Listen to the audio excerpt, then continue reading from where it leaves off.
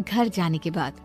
अनामिका, अगर तुम्हारा केक बनाने का मन नहीं था तो ना बनाती, लेकिन मेरी बेइज्जती करवाने की क्या जरूरत थी? अरे आपकी बेइज्जती, ये आप क्या कह रहे हैं? मैंने तो सुबह आपको इतने अच्छे तरीके से केक बना कर दिया था।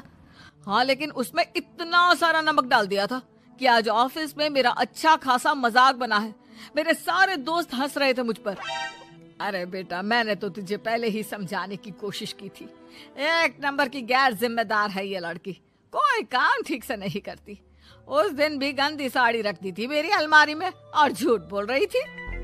कुछ दिनों के बाद। अनामिका देखो, मैंने अपना लैपटॉप चार्जिंग पर लगाया है, उसे अच्छी तरह चार्ज होने देना। मेरी एक अर्जेंट मीटिंग है, प्लीज बीच में से हटाना मत। हाँ ठीक है, मैं नहीं हटाऊंगी। पुष्पा चुपचाप से जाकर चार्जिंग का बटन बंद कर देती है। थोड़ी देर बाद, अरे ये लैपटॉप चार्ज क्यों नहीं हुआ?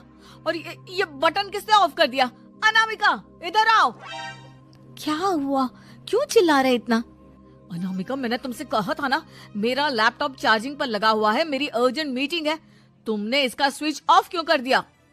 अरे मैंने ऐसा कुछ नहीं किया, मैं क्यों स्विच ऑफ करूंगी? कुछ दिनों से देख रहा हूँ अनामिका, तुम मेरा हर काम बिगाड़ देती हो। देखो, ये अच्छी आदत नहीं। कम से कम तुम्हें इस बात का तो ध्यान रखना चाहिए था कि मेरी कितनी इम्पोर्टेंट मीटिंग थी। अब क्या करूंगा मैं? आई एम सॉरी मोहित, लेकिन सच में मैंने जानबूझकर कुछ नहीं किया। अगर जानबूझकर नहीं किया तो क्या सब कुछ अपने आप हो जाता है? कभी मेरी शर्ट जल जाती है, कभी केक में नमक डल जाता है। आप मेरी बात क्यों नहीं सुनते? मैंने जानबूझकर कुछ नहीं किया। फिर से वही बात। अरे कितनी बार तुम्हें समझा चुका हूँ, इस तरह मेरा काम बार बार मत बिगाड़ा करो। तुम जानती हो मुझे कितनी प्रॉब्लम होती है।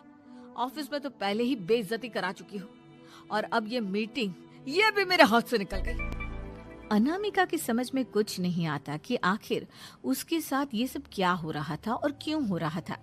फिर कुछ दिनों के बाद मोहित अपने ऑफिस से कुछ फाइल लेकर घर आता है। अनामिका, ये कुछ फाइलें हैं, इन्हें संभाल कर रख दो, और प्लीज इस बार ध्यान से, कोई गड़बड़ी नहीं होनी चाहिए। नहीं मोहित, कोई गड़बड़ी नहीं होगी। मैं सारी फाइल्स अलमारी में लॉक करके रखूंगी और चाबी अपने पास रखूंगी।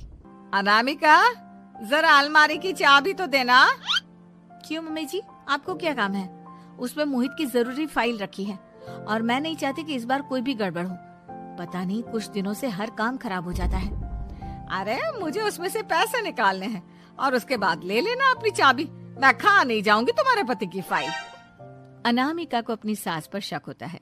चाबी देने के बाद वो चुपचाप छुपकर अपनी सास की हरकत देखती है।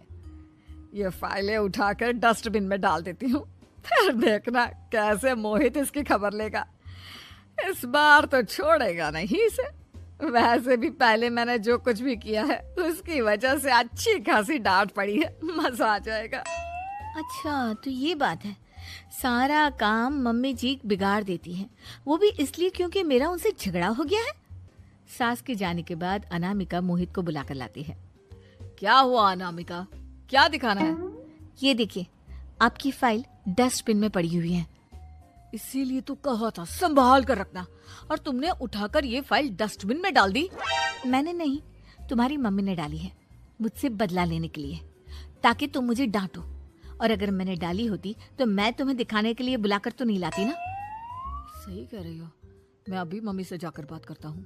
थोड़ी देर बाद, मम्मी सच सच बताइए, मेरी फाइल अलमारी में से निकालकर डस्टबिन में आपने डाली थी ना?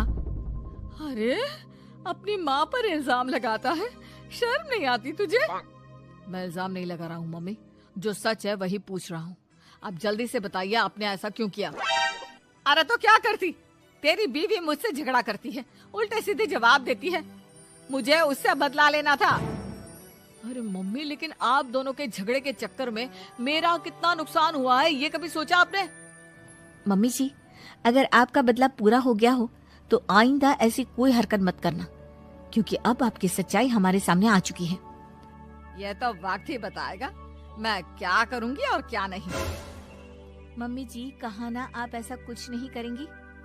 अरे मेरी जो मर्जी आएगी वो मैं करूंगी। मेरा सर घूम रहा है, सास बहू के झगड़े में मेरी जिंदगी का तो कचरा हो गया है, कचरा।